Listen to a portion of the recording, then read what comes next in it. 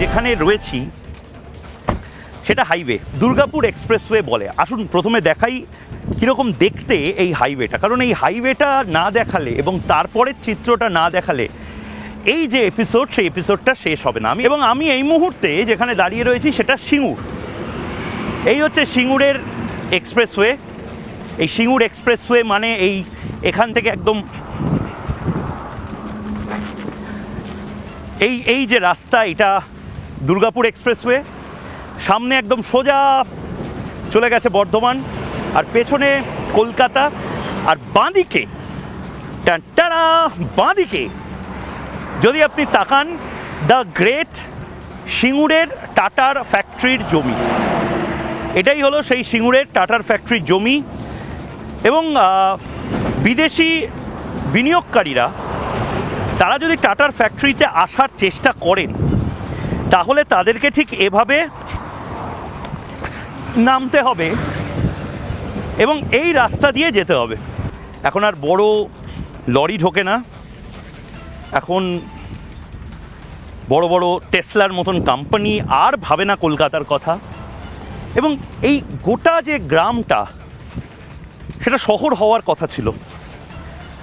আমার দলা পাখি আসছে গলার কাছে, আমার চাপ চাপ লাগছে এটা ভাবতে যে আমরা আসলে কি পাচ্ছিলাম আর কি হারালাম।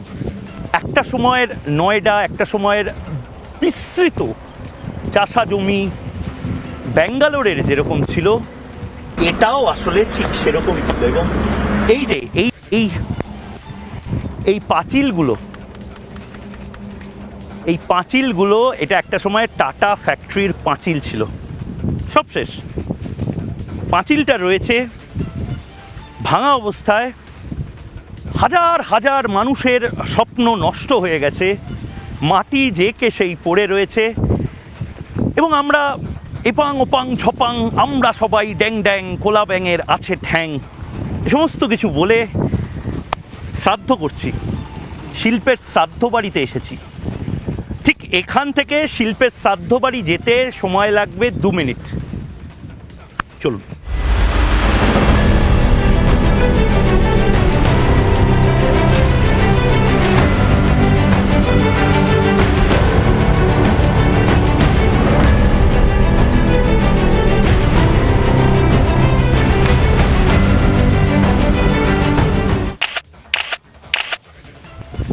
আমি এই মুহূর্তে যেখানে দাঁড়িয়ে রয়েছি সেটা মহেঞ্জোদড়ো নয়।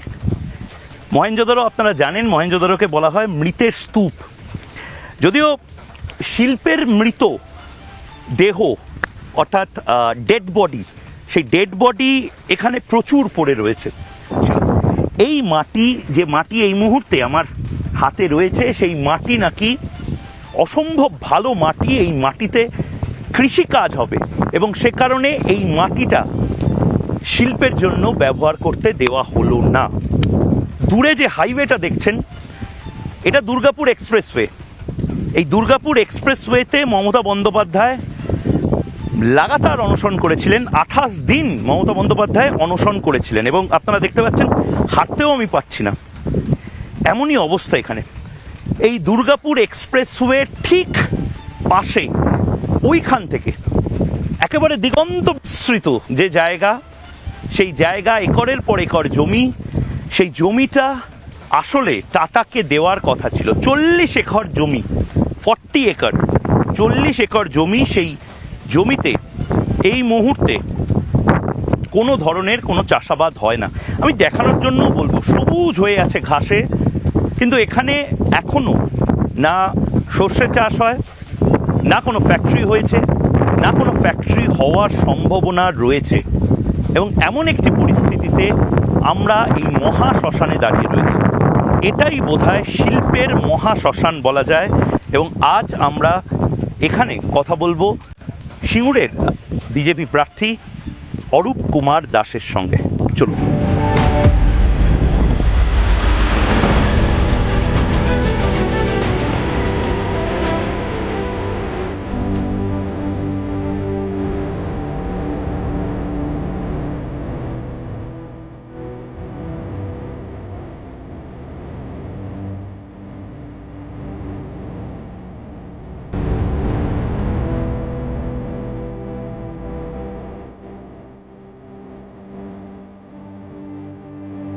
আপাতত এই মুহূর্তে যিনি রয়েছেন তিনি চিকিৎসক, তিনি এমবিবিএস ডাক্তার, তিনি আরজিকর থেকে পাশ করেছেন, মানে আরজিকরের প্রাক্তন। কিন্তু আরজিকর নিয়ে এখানে কথা বলার বোধহয় জায়গা নয়, যদিও আরজিকর কথার মধ্যে চলে আসবে। এখানে আসলে প্রেসক্রিপশন নিয়ে কথা বলতে হবে। এখানে আসলে একটি রোগ, যে রোগের ডায়াগনোসিস অনেক দিন হয়েছে, তার টেস্ট রিপোর্টও আমাদের কাছে আছে, কিন্তু রোগটা সারছে না। আমাদের সাথে এই মুহূর্তে ডাক্তারবাবু রয়েছেন, সিঙ্গুরের বিজেপি প্রার্থী অরূপ কুমার দাস। ডাক্তারবাবু, রোগটা জানা, বডি এখানে পড়ে রয়েছে অ্যানাটমি টেবিলে, কিন্তু কোনোভাবে সারছে না রোগটা। এই যে রক্ত, এই যে এত হতাশা, এত মানুষের চলে যাওয়া, ফিরিয়ে আনতে পারবেন এখানে? প্রথম হচ্ছে, কোনো রুগী যদি কোনো ডাক্তারের কাছে আসে, আমরা তাকে ডায়াগনোসিস করি, তারপর ট্রিটমেন্ট করি, এবং এটা করতে গেলে তার নলেজ থাকতে হবে। আমরা যেমন ডাক্তারি পড়ার ক্ষেত্রে, আমি একজন অর্থোপেডিক সার্জন, আমি আরজিকর থেকে এমবিবিএস করেছি। পরে আপনি হাড়ের ডাক্তার? হ্যাঁ, আমি আপনার তো মানে শিল্পের কোমরটাই তো ভেঙে দিয়েছে যে জায়গায়, সেখান থেকে এখন হাড়ের ডাক্তারকে দাঁড় করাচ্ছে বিজেপি। সেই জন্যই তো চিকিৎসা করার জন্যে, সিঙ্গুর তথা পশ্চিমবাংলার মানুষের সিদ্ধারা সোজা করার জন্যই, শিল্পকে সোজা করার জন্যই, মানুষকে ন্যায় দেওয়ার জন্যই আমাকে বিজেপি এখানে মনোনীত করেছে, এটাই আমার ধারণা। আচ্ছা, আপনার সম্বন্ধে যদি একটু বলেন, আপনি কি সিঙ্গুরের ছেলে? আমার জন্ম সিঙ্গুর হসপিটালে। সিঙ্গুর হাসপাতালে? এর উল্টো দিকে সিঙ্গের বাড়ি বলে একটি গ্রাম আছে, সেখানে আমার মামার বাড়ি। আচ্ছা। আমার গ্রামের বাড়ি এখান থেকে 15 কিলোমিটার দূরে ধন্টিকারি বলে একটি গ্রামে। আমি 95-এ আরজিকরে এমবিবিএস পড়তে যাই। তারপর পাশ করার পর ওখানে ডিপ্লোমা ইন অর্থোপেডিক সার্জারি করি। করার পর স্থায়ীভাবে 2005 সাল থেকে আমি সিঙ্গুরে বসবাস করছি। তখন এই শ্রীরামপুরের পরে কোনো অর্থোপেডিক সার্জন ছিল না। আপনি বালি স্টেশন পেরোলে বর্ধমানের মধ্যে কোনো রেসিডেন্সিয়াল অর্থোপেডিক সার্জন ছিল না। হয়তো পরিষেবা পাস করছে, কলকাতা চলে যাচ্ছে বা অন্য কোনো বাইরের স্টেটে চাকরি করতে চলে যাচ্ছে। আমারও অপরচুনিটি ছিল, আমার বন্ধুরা বিদেশে আছে, অনেকেই বাইরের স্টেটেও রয়েছে, কলকাতাতে থাকছে। আমি কিন্তু সেই দিন থেকে সিঙ্গুরেই থেকে গেছি, কারণ জায়গাটা আমার যেহেতু মাটির টান আছে। আমি নিম্ন মধ্যবিত্ত বাড়ির সন্তান, কৃষক পরিবারের সন্তান। মাটির টানটা একটা আলাদা টান। আমরা নিজের গায়ে নিজের রাজার মতো বাস করি। তা আপনাকে বিজেপি হঠাৎ করে নির্বাচিত করলো কেন? মানে আপনি তো 10টা কনভয় নিয়ে চলেন না, আপনি বিশাল জননেতা নন। আমি এর আগে একটা বিশেষ সামাজিক সংগঠনের দায়িত্ব ছিলাম। সঙ্গে? মানে আপনি সঙ্গে ছিলেন? এখনো সঙ্গের সাথে আছেন? আমি সঙ্গে স্বয়ংসেবক বর্তমানে। Doctor, MBBS, orthopaedic doctor, RSS, এগুলো কি মেলে? আমি সমস্ত জিনিসটাকে সেবা এবং ভালোবাসার মধ্য দিয়ে দেখতে চাই। যদি সেবা আর ভিশন না থাকে না, তাহলে সমাজে কিছু করতে পারবেন না। ভারতবর্ষের এমন একটা দেশ যেখানে ভারতবর্ষের ইতিহাস বলে ভোগীদের মনে রাখে না, ত্যাগীদের মনে রাখে। 1 টাকাও ইনকাম করেনি আমাদের রামকৃষ্ণদেব, আমাদের জেলার মাটির লোক। স্বামী বিবেকানন্দ 1 টাকা ইনকাম করেছে? ভারতবর্ষ কোনোদিন ভোগীদের মনে রাখে না, ত্যাগীদের মনে রাখে। আপনি কি ভোগী না ত্যাগী? দেখুন, আমি রক্ত মাংসে গড়া একজন মানুষ। সমস্ত কাজের মধ্য দিয়েও একটা সময় সেবার জন্য ব্যবহার করি, এবং সেবার মাধ্যমেই মানুষের কাছে পৌঁছাবার চেষ্টা করি। সেবা মানসিকতা না থাকলে সমাজ বাঁচবে না। সমাজ বাঁচাতে হবে। সমাজের রাজনৈতিক পরিবর্তনটা হয়তো করার জন্য এসেছি আমরা, কিন্তু সামাজিক পরিবর্তনটা আমার মূল লক্ষ্য। আচ্ছা, এই যে এই সিঙ্গুরে এখানে যেখানে আমরা দাঁড়িয়ে রয়েছি, এটা টাটার জমিটা, এটা আপনার মনে আছে কি হয়েছিল সেই সময়? 2006 সালে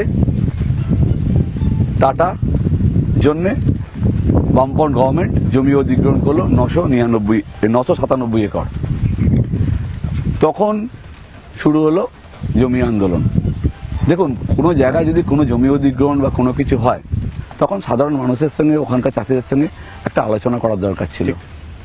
কিন্তু ক্ষমতার অনেক বিধায়ক ক্ষমতার দর্পে বামপন্থী গভর্নমেন্ট তখন জমিটা অধিগ্রহণ।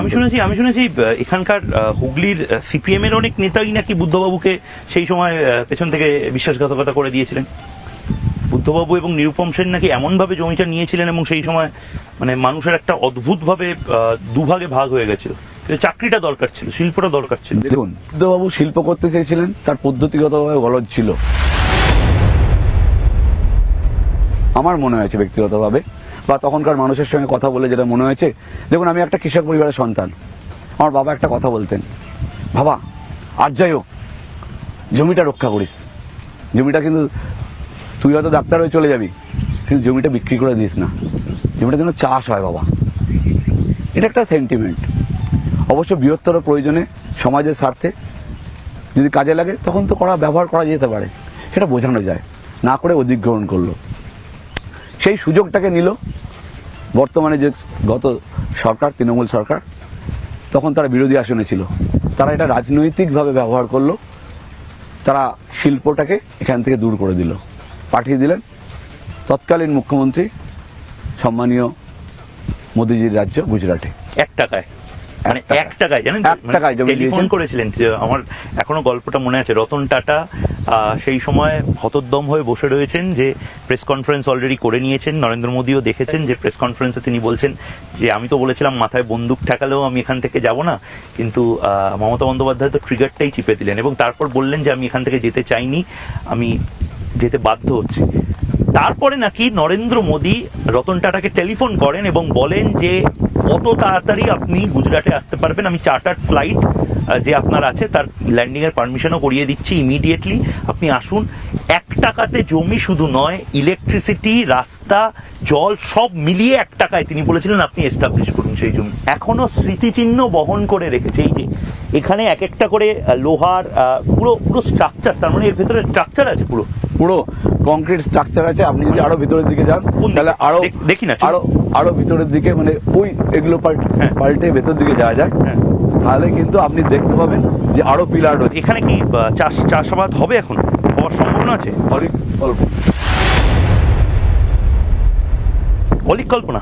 এখানে জোরে জোরে কথা বলি, সেই কথাটা ইকো হয়ে আসছে, তার কারণ এখানে এখনো এত বেশি সংখ্যক আয়রন বা লোহা রয়েছে মাটির নিচে, সেই লোহার রেজোনেন্স এখনো, অনুরণন এখনো এখানে পাওয়া যায় এবং এই লজ্জাবতী গাছ ইত্যাদি রয়েছে, কিন্তু মাটির সম্ভাবনা নেই, মানে চাষাবাদের মাটির সম্ভাবনা নেই। তো মমতা বন্দ্যোপাধ্যায় তো এখানে সর্ষে ফেলেছিলেন, ওই জায়গাটা তো চাষ হয়েছে, দেখুন মানে কিছু কিছু কিছু গাছ তো হয়েছে, আমি দেখতে পাচ্ছি 25% জায়গা, 20 to 25% জায়গা কিছুটা কৃষিযোগ্য হয়েছে, কিন্তু যে উর্বর কৃষি জমি যেটা হয়, যেখানে সব ফসল পাওয়া যায়, সেরকম জায়গা কিন্তু তৈরি করতে পারে। এইটা হচ্ছে এই মুহূর্তে সিঙ্গুরের টাটা ফ্যাক্টরি, সেই টাটা ফ্যাক্টরির মাটি ছাড়াও বালি রয়েছে, অসম্ভব পরিমাণে বালি রয়েছে, সিমেন্ট রয়েছে, স্টোন চিপস রয়েছে। এই মাটিটা কৃষি কাজে ব্যবহার করার অযোগ্য এবং দর্শকদের বলছি, আপনারা যারা বিভিন্ন দেশে বসে ময়ূরকে দেখছেন এই মুহূর্তে, এটা হচ্ছে একটা অংশ, যে অংশটা আমি এই সিঙ্গুরের মাটির আপনাকে দেখালাম। এখানে শিল্পই হতে পারে, কিন্তু মমতা বন্দ্যোপাধ্যায় না শিল্প করলেন এত বছরে, না চাষাবাদ করলেন, এবং এটা এতটাই শক্ত হয়ে আছে এই মাটিটা। আমি যদি এরমভাবে ফেলেও দিই, দেখুন এই মাটি কিন্তু অবস্থা দেখুন, এখানকার ভাইবস কেমন, মানে আপনি এখানকার মানুষ কি বলছে, শিল্প দেখুন। আপনি যদি যেতেন, মানে এটা আমার বলতে খারাপ লাগছে, কিন্তু জিতলেও নরেন্দ্র মোদী, যদি সরকারে বিজেপি আসে, সিঙ্গুর জিতলেও এখানে শিল্প হবে, সিঙ্গুর হারলেও এখানে শিল্প হবে, কিন্তু সিঙ্গুর জিতলে আপনি নেতৃত্ব দিতে পারবেন এই এত বড় যে কর্মযোগ্য সেই সমস্ত কিছু। তো সেখানে আপনার কি মনে হচ্ছে সিঙ্গুরের মানুষের এই মুহূর্তে পালস কি? দেখুন, সিঙ্গুরের মানুষ অত্যন্ত সচেতন, তাদের ঘরে ভুল বুঝিয়ে 997 একরের জমি অব্যবহৃত রয়েছে। এটা সমাজের কাছে কতটা ক্ষতিকারক, মানে সিঙ্গুরবাসী কেন, আমাদের বাংলা কেন, বিশ্ববাসীর কাছে এটা তো লস। আচ্ছা, আপনি বলছিলেন হ্যাঙ্গার থেকে শুরু করে সমস্ত কিছু, মানে আপনি যদি একটু রিকনস্ট্রাকশন বা মনের মধ্যে ভাবেন যে এই জায়গাটা কিরকম ছিল, এখানটাই কি শেডটা ছিল? এখানে এক একটা জায়গায় এক একটা পার্ট, একটা 997 একর জায়গার মধ্যে বিভিন্ন জায়গায় বিভিন্ন শেড ছিল, বিভিন্ন ফ্যাক্টরি, বিভিন্ন অ্যাসেম্বলির ব্যবস্থা, মানে সুড়ঙ্গের মতন বলছেন, ওটা কি ছিল? সুড়ঙ্গের মতো ছিল বলতে ওখানে ওরা যেটা করেছে, বিভিন্ন ডিনামাইট দিয়ে সমস্ত ফাটিয়েছে এবং সেইখানে একটা করে গর্ত তৈরি হয়েছে, এবং ডিনামাইট দিয়ে ফাটানোর পরে শুধু নয়, এখানকার পাশাপাশি বাড়িগুলো কিন্তু সব ফাটল ধরেছে। জমি তৈরি করার নামে টেন্ডার এসছে, বোম ফাটানো হয়েছে, ডেনামাইট ফাটানো হয়েছে, কিন্তু আলটিমেটলি জমিতে কি অবস্থা আজকের দিনে দাঁড়িয়ে আপনি দেখছেন। দেখুন রাস্তাটা কি অবস্থার মধ্যে দিয়ে, এটা হচ্ছে টাটার সেই প্লান্টের জমি, এবং এখানে অবস্থা ভাবুন, এখান দিয়ে যেতে হচ্ছে। এর পরেও মানুষজন বলবে মমতা বন্দ্যোপাধ্যায় খুব ভালো কাজ করেছেন। অবশ্যই ভালো হয়তো কাজ করেছেন, কিন্তু কি কাজ করেছেন? এবং এই সিঙ্গুরে আজকে যে অবস্থা, শিল্প নেই ঠিক আছে, কিন্তু কৃষিও থাকতে পারতো। সিঙ্গুরে কৃষির কি অবস্থা এই মুহূর্তে? কৃষির যদি অবস্থান দেখেন, এই জমিটা তো অপব্যবহার হচ্ছে না, প্রায় 900 একর, 997 একর। আজকের দিনে কৃষি নিয়ে এই যে তৃণমূল সরকার, তাদেরও কিন্তু কৃষকদের প্রতি কোনো দয়া মায়া মমতা নেই। এই সিঙ্গুরে কিন্তু আলু চাষ প্রচুর হয়, কিন্তু আলু চাষে আমি শুনছি নাকি আলু চাষিরা সব আলু ফেলে দেয় রাস্তায়, এটা কি ঠিক? এবছর একটা 50 কিলো বস্তার আলুর দাম 100 থেকে 120 টাকা। একটা কৃষক সেই আলু বিক্রি করে 10,000 টাকা মতো 12,000 টাকা। 50 কিলোর দাম হচ্ছে 100 টাকা। 100 টাকা। তা আমরা তো কলকাতার বাজারে 20 টাকায় আলু কিনি, 18 টাকায় আলু কিনি, 7 টাকা 8 টাকা, তো মানে তার নিচে তো নামেই না। কৃষকরা কিভাবে বঞ্চিত হচ্ছে সেটা তো সাধারণ মানুষ বুঝতে পারছে না, আপনারাও বুঝতে পারছেন না। একটা কৃষকের 1 বিঘে জমিতে আলু চাষ করতে গেলে খরচ হচ্ছে 35 থেকে 40,000 টাকা, সেই জায়গায় বিক্রয় মূল্য হচ্ছে 12 থেকে 13,000 টাকা ম্যাক্সিমাম। এত পরিমাণ ঋণ মানুষ বহন করতে পারছে না, জমি বন্ধক দিচ্ছে, গয়নাগাড়ি বন্ধক দিচ্ছে, জমি বিক্রি করছে। সবচেয়ে বড় কথা হচ্ছে, এটার কিন্তু বিকল্প ব্যবস্থা ছিল সাধারণ মানুষকে কিন্তু কৃষকদের বাঁচাবার। সেটা হচ্ছে কৃষিতে সেন্ট্রাল গভর্নমেন্ট বিভিন্ন ভর্তুকি দেয়, অবিজেপি শাসিত রাজ্য কর্ণাটক পাচ্ছে, অন্যান্য রাজ্যও পাচ্ছে। সেগুলো আপনি সিঙ্গুরের মানুষকে বোঝাতে পারছেন? সিঙ্গুরের মানুষে আমরা যাচ্ছি, বলছি, সময় লাগছে, কিন্তু মানুষ বুঝছে। গভর্নমেন্টের একটা স্বাস্থ্য প্রকল্প রয়েছে আয়ুষ্মান ভারত, এখানে সেটা কার্যকরী হবে না, এখানে অন্য জিনিস কার্যকরী হবে। আয়ুষ্মান ভারতের যে সুফল, সেটা কিন্তু পশ্চিমবঙ্গবাসীকে, সাধারণ মানুষকে বঞ্চিত করা হচ্ছে। ঠিক সেই রকমই যদি কৃষকদের এই ভর্তুকিটা সেন্ট্রাল গভর্নমেন্ট দিত, তাহলে তো সাধারণ মানুষ বাঁচত। এই গোটাটা টাটার ফ্যাক্টরির জন্য নেওয়া হয়েছিল? পুরো গোটাটাই টাটার ফ্যাক্টরির জন্য নেওয়া হয়েছিল। এর মধ্যে কয়েকটা মন্দিরও ছিল। এখানে রয়েছে সিঙ্গেরবেড়ির মহাপ্রভু মন্দির বলে একটা মন্দির আছে, প্রত্যেকটা সাধারণ গ্রামের লোক পূজা অর্চনা করে রেগুলারলি, নাম সংকীর্তন করতো এখনো। আর এখানে মা মনসারও তো মন্দির, মা মনসারও মন্দির আছে। মানে মন্দির বা মসজিদের রাজনীতিটা ফ্যাক্টর নয়, না, ফ্যাক্টরটা হচ্ছে শিল্পটা বা চাকরিটা কতটা আমাদের ছেলেমেয়েগুলো পাচ্ছে। একেবারে নয়ডা বা গ্রেটার নয়ডা বা আজকের যে গাজিয়াবাদ, যেখানে বিশাল বড় বড় কোম্পানি আসছে অরূপদা, সেরকমই হওয়ার কথা ছিল, কিন্তু পাশে আর ফ্যাক্টরিটা হলো না। তার মানে আপনি ঠিকই বলেছেন। কয়েক বছর আগে যখন নয়ডা ছিল, সন্ধ্যে 5টা, বিকাল 5টার পর সাধারণ মানুষ বেরোতে পারতো না। আজকে দেখুন সেই নয়ডা কি হয়েছে, একটা আইটি সেক্টর তৈরি হয়েছে। গুগলের মতো কোম্পানি ভারতের তার হেড অফিস বানানোর পরিকল্পনা করছে।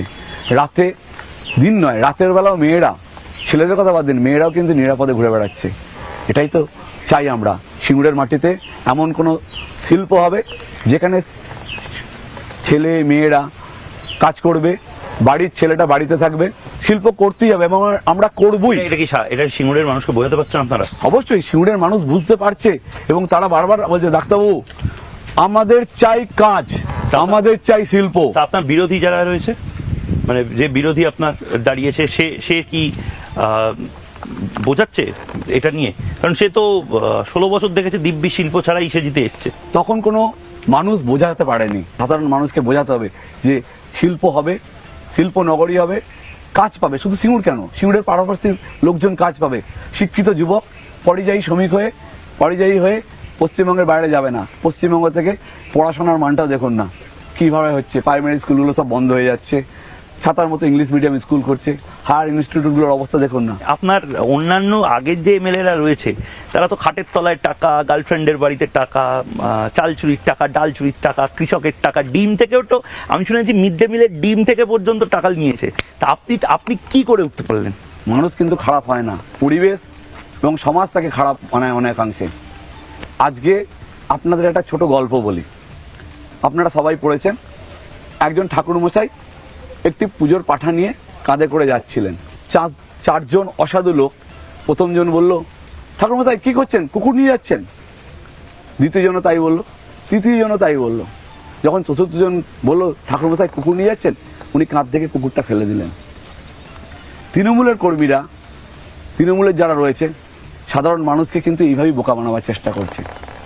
আমার কাজ হচ্ছে মানুষের এই ভুল ধারণাটা ভাঙে দেয়া, সেটাই করছি এবং সেটাই করব, সিঙ্গুরে শিল্প করব।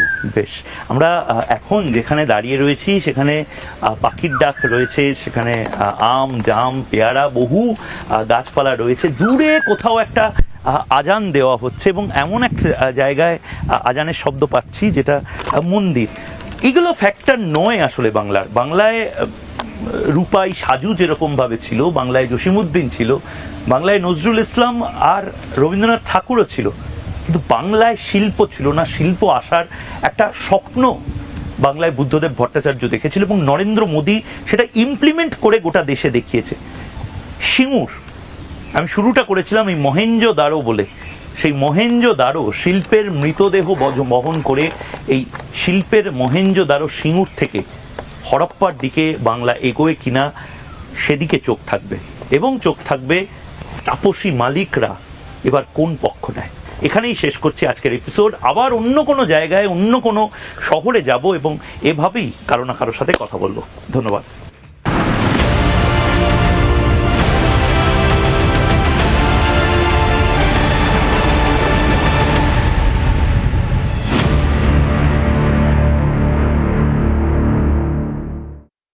নানা ধরনের কন্টেন্ট দেখার জন্য লাইক করুন, শেয়ার করুন আমাদের ফেসবুক পেজ, সাবস্ক্রাইব করুন আমাদের ইউটিউব চ্যানেল।